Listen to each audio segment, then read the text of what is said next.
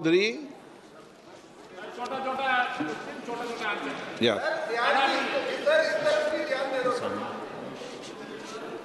आज हो ना बहुत दिनों बाद। Sir, question number 141। अब जो माननीय सदस्य सदन में देर रात तक तो रुकेगा उसी को मौका दिया जाएगा।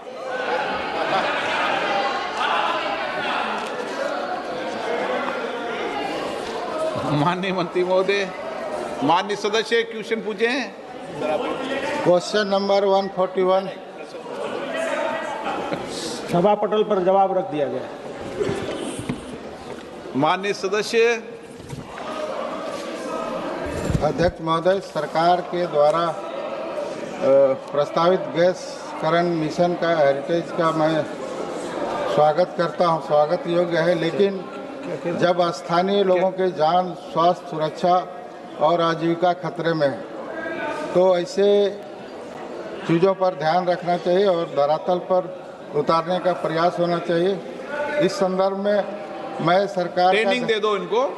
और इस संबंध में मैं सरकार का ध्यान आकर्षित करना चाहता हूं कि केंदुआडी आसपास के क्षेत्र में जहरीली गैस का रिसाव आज भी हो रहा है। कई बार दुर्घटना भी हुआ है। प्रभावित क्षेत्रों के लिए लोगों को पुनर्वास की कोई व्यवस्था नहीं है। खनन गतिविधि पारदर्शिता नहीं है, जिसके कारण लोगों को काफ़ी परेशानी हो रही है। माननीय प्रेमचंद्र जी ने चिंता व्यक्त की है कि संसद की गरिमा को देखते हुए संसद में एक संसदीय क्षेत्र की अपेक्षा हम देश की चिंताओं पर प्रश्न लगाएं तो उचित है, ऐसा एनके प्रेमचंद्रन जी का आग्रह था। यही है ना।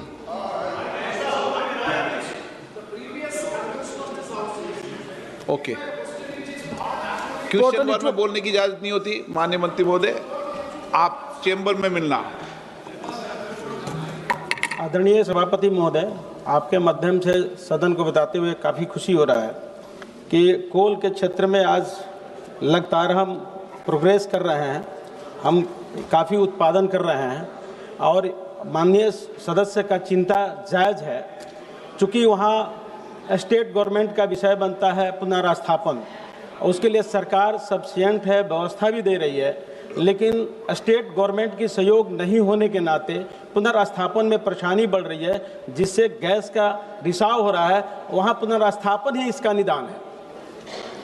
माननीय सदस्य, ये प्रश्न पहले भी आया था और पहले भी चिंता व्यक्त की थी इस प्रश्न पर ना, लेकिन इस पर सर कोई पहल नहीं हो पा रहा है। दूसरा मेरा प्रश्न है कि आज भी हमारे झारखंड में कोयला का उत्पादन काफ़ी हो रहा है और वहाँ के विस्थापित अस्थायी ट्रिब्यूनल नहीं होने के कारण आज भी विस्थापित भटक रहे हैं, उनको न्याय नहीं मिल पा रहा। और दूसरे राज्यों में अस्थायी ट्रिब्यूनल का स्थापना हो चुका है, लेकिन झारखंड में आज भी नहीं हो पा।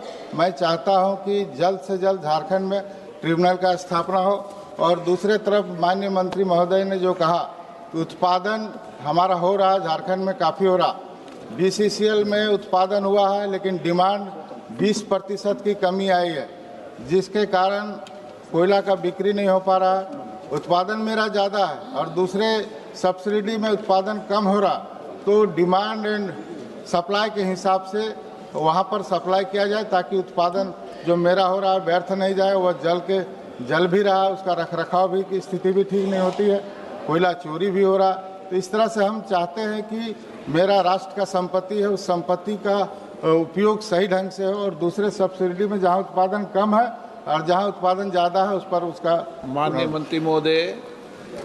आदरणीय अध्यक्ष महोदय, आपको बताते हुए काफ़ी खुशी हो रही है कि आज के समय में कोल का उत्पादन का 80% पावर प्लांट पे हम लोग देते हैं और आज के समय में 25 दिन का पावर प्लांट पे 50 मिलियन टन कोयला उपलब्ध है और उसका कोयला का उत्पादन का 80% हम पावर प्लांट पर देते हैं और 20% ही अदर उद्योग फैक्ट्री को देते हैं।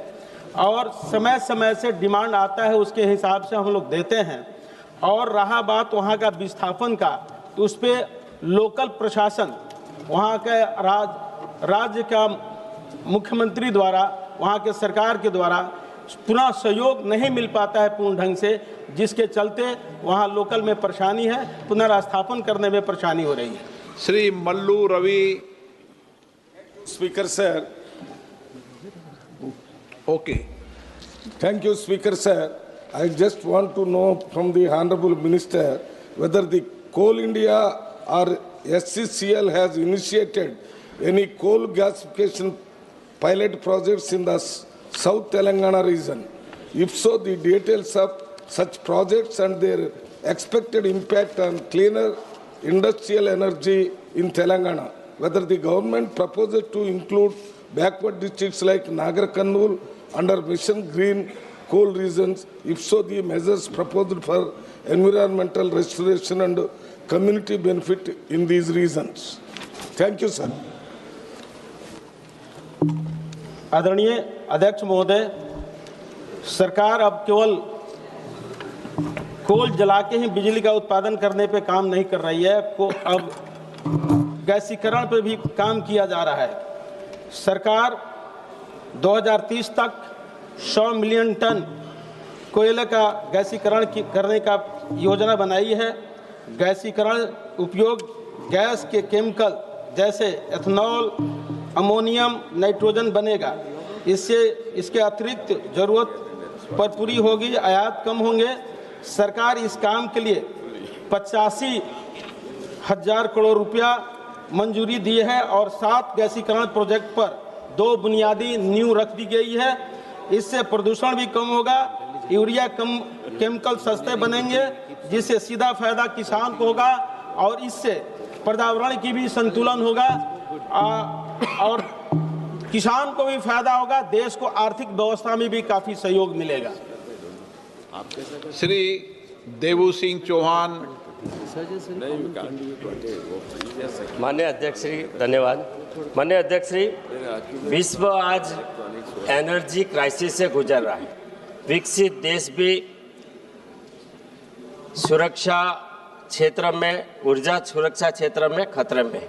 तब भारत पूरे विश्व में एनर्जी सरप्लस बनकर मजबूती से खड़ा है।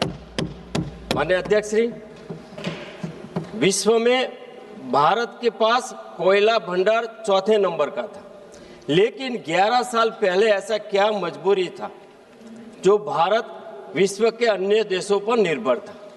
आज भारत मजबूती से खड़ा है। 11 साल पहले पॉलिसी पैरालिसिस था, 11 साल पहले कोयला घोटाले का समाचार हम सुनते थे, लेकिन आज हमारे विश्व में वैश्विक नेता, देश के यशस्वी प्रधानमंत्री आदरणीय मोदी जी के नेतृत्व में हम सरप्लस बन के पूरे भारत आज विश्व में खड़ा है। इसके पीछे का कारण ये हमारा कमिटमेंट भी रहा है। माननीय अध्यक्ष श्री, मैं ये बताते हुए गर्व होता है कि G20 देशों में जो क्लीन एनर्जी का कमिटमेंट है, एकमात्र भारत देश उस कमिटमेंट को। आपका प्रश्न क्या है? मेरा प्रश्न ये है कि कोल कंपनियां जो सोलर एनर्जी में काम करती हैं, तो उनका लक्ष्य क्या है और कितना पैसा खर्च कर रही हैं? ओके, अभी आप सदस्य हो, मंत्री ये जवाब देंगे। आदरणीय सभापति महोदय, आपके माध्यम से माननीय सांसद जी को बताना चाहते हैं कि अब कोल कंपनियां केवल कोल से ही बिजली नहीं बना रही है, सौर ऊर्जा प्लांट भी लगा रही है। जैसे आप नवेली कॉरपोरेशन 2019 में ही 1 गीगावाट सौर ऊर्जा प्लांट से बिजली तैयार करके देश को समर्पित कर दिया है। और चाहे वो कोल इंडिया हो, चाहे नवेली कॉरपोरेशन हो, दोनों का लक्ष्य है कि आत्मनिर्भर हम सौर ऊर्जा केवल कोल पर आधारित नहीं रहे, हम अब सौर ऊर्जा, पवन ऊर्जा पे भी आधारित बिजली तैयार करें और देश को स्वच्छ रखने में एक मजबूती प्रदान करें। और 2047 में आदरणीय प्रधानमंत्री जी का जो लक्ष्य है, हम आत्मनिर्भर भारत बने, उसमें सौर ऊर्जा के माध्यम से, पवन ऊर्जा के माध्यम से हम आत्मनिर्भर बन सके, इसके लिए आगे चल रहा है। आज मंत्री जी आप अच्छा जवाब दे रहे हैं, राज्य मंत्री को अच्छा जवाब दे रहे हैं, अप्रिशिएट। क्वेश्चन नंबर 142 श्री गोडम Nagesh. Sir, question number 142 sir. माननीय मंत्री महोदय। अध्यक्ष जी, सभा पटल पर इस प्रश्न का उत्तर रखा गया है। माननीय सदस्य। अध्यक्ष जी, मंत्री महोदय ने सविस्तार से उत्तर दिए। अध्यक्ष जी, मेरा एक प्रश्न आपके माध्यम से मंत्री महोदय से ये पूछना है कि रेलवे स्टेशन हॉल्ट्स बहुत सारे ये हैं, तो वहाँ का मिनिमम एसेंशियल एमिनिटीज़ के बारे में, क्योंकि कुछ बड़े स्टेशन रहते हैं, छोटे स्टेशन रहते हैं, हॉल्ट्स रहते हैं, तो वो स्टेशंस के कुछ ग्रेडिंग्स किए क्या, कैटेगरीज वाइज किए क्या, किस किस स्टेशंस में क्या सुविधा दे, उसका कैटेगरी है क्या? माननीय अध्यक्ष जी, माननीय सांसद महोदय ने बहुत ही महत्वपूर्ण प्रश्न पूछा है। स्टेशंस के देश भर में करीब 7,000 से अधिक स्टेशंस हैं पूरे रेलवे नेटवर्क में। स्टेशंस का ग्रेडेशन, कितना वहाँ पे फुटफॉल होता है, कितनी ट्रेन्स वहाँ पे जाती है और कितना बिजी वो स्टेशन है, उस पे उसका एक ग्रेडेशन होता है NSG 1 से लेके NSG 6 तक का। ये एक व्यवस्था है, लेकिन मैं आपके माध्यम से पूरे इस सदन को और आपके माध्यम से देश को भी बताना चाहूँगा कि जिस तरह से इन 11 वर्षों में माननीय प्रधानमंत्री जी ने एक नई पहल की है, स्टेशंस को नवनिर्माण करने के लिए, उनका पुनर्निर्माण करने के लिए एक अमृत भारत स्टेशन योजना आरंभ की है। और ये आज के समय में पूरे विश्व में सबसे बड़ा स्टेशन का रिकंस्ट्रक्शन प्रोग्राम है। 1,300 से ज़्यादा स्टेशनों का रिकंस्ट्रक्शन चल रहा है। 160 स्टेशन का काम कंप्लीट हो गया है और ये पुराने समय से बहुत अलग तरीका है काम करने का। पहले केवल रंगाई पुताई करने को ही स्टेशन का डेवलपमेंट मान लिया जाता था।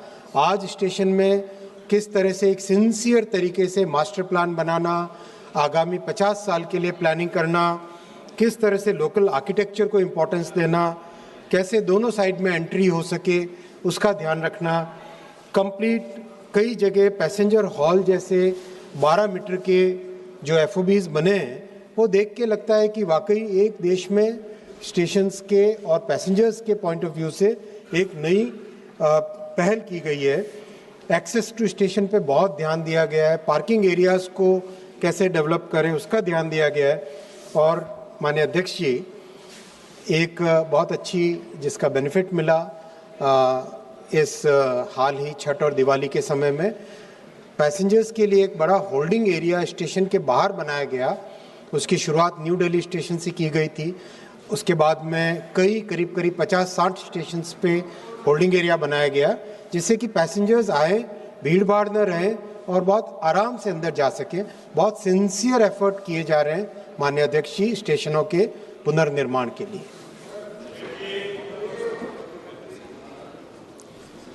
अध्यक्ष महोदय,